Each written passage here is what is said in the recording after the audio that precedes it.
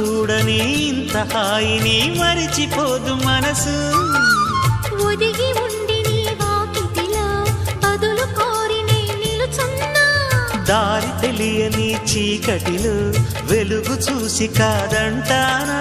ఊరించి ఇది ఏ మాసం?